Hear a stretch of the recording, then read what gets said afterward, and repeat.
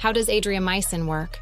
Adriamycin, also known as doxorubicin, is an anthracycline chemotherapy drug used in cancer treatment. Its mechanism of action involves several processes to inhibit the growth of cancer cells. There are two proposed mechanisms by which doxorubicin acts in the cancer cell.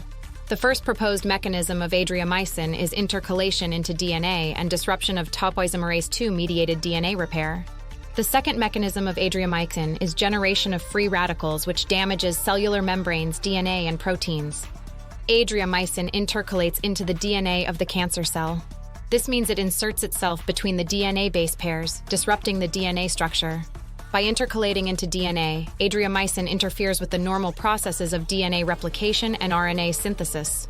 This disrupts the cancer cell's ability to divide and grow.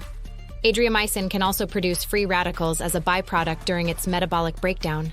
Free radicals are highly reactive molecules that can damage cellular structures, including DNA.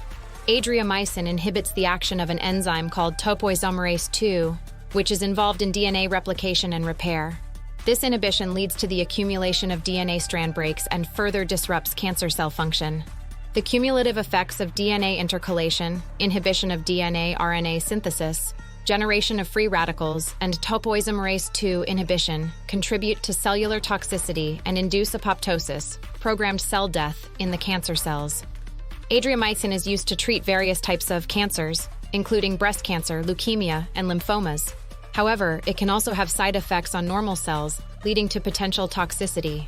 The use and dosage of Adriamycin are carefully determined by healthcare professionals based on the specific type of cancer and individual patient factors. In summary, how does Adriamycin work? Adriamycin works to intercalate into DNA and disrupt topoisomerase-II-mediated DNA repair. It also works to generate free radicals and damage cellular membranes, DNA, and proteins.